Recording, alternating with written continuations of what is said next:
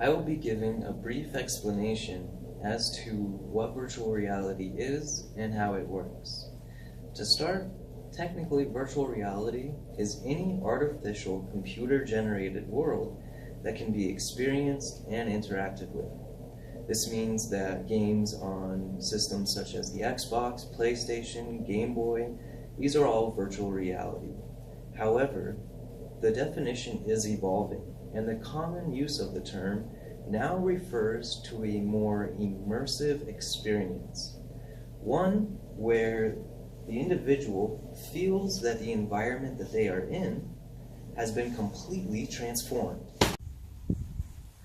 Now, as human beings, we have a variety of senses at our disposal. These include, but are not limited to, a sense of direction, a sense of time, a sense of orientation, a sense of balance, and a sense of temperature. Now, until we are able to recreate technologically every sense that we experience in reality, we will be unable to develop a virtual reality where it truly feels as though we have been transported to another world. However, in our current state, we are able to recreate the primary senses of sight and sound to an extent that tricks our brains. Now, without going into too much detail, we detect the location of low-frequency sounds based on the time difference that each ear receives the sound. We are able to detect the location of high-frequency sounds based on the intensity level that each ear receives the sounds. Now, going back to vision, because that is what is primary for me in experiencing a new reality.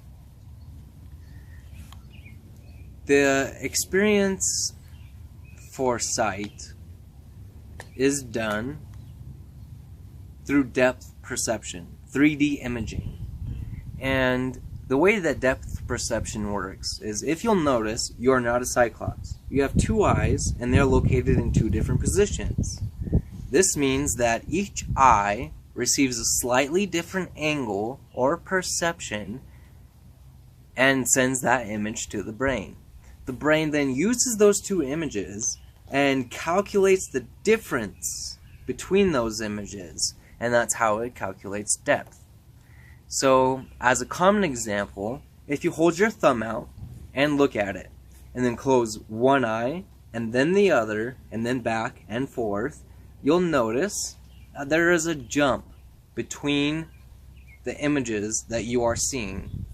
If you hold your thumb closer to your head, you'll notice that the jump is greater if you do the same activity. Close one eye, then the other, then back and forth. This is how we calculate depth, and this is how easily we recreate three-dimensional imaging. So in virtual reality systems, you'll notice that there is a separation between your two eyes, and this is done by either a cardboard line or through some other sort of configuration. And this allows each eye to see a different image that is slightly offset from the other. Because the images are offset, this allows our brain to then calculate the difference in the image and determine depth. This creates a three-dimensional image. Now, in virtual reality systems, you're going to have more than simply just two different images.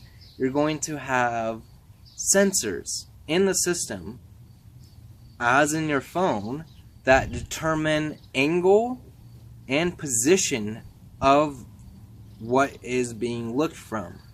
So you'll notice how if you have your phone and then you flip it to the side, it shifts position. That is because it's able to determine then now you're looking at it from a different position. Through this, we are able to detect how you are looking at something and from what angle you are looking at it from. This causes us to be able to recreate three-dimensional imaging to a point where if you actually look at an image, we can alter the image as you are moving. So, if you're looking straight ahead, that's the image you're looking at.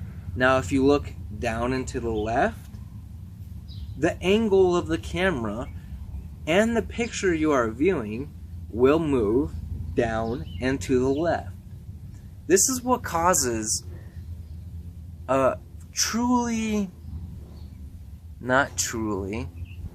however, it causes a more exact experience for the individual. This is what allows us to produce 3D imaging that is capable of making us feel like we have been transported to another world. I'll post my sources in the description. Now, as a final note, I think it's important to mention that it happens as we are emotionally immersed. And it's as simple as that.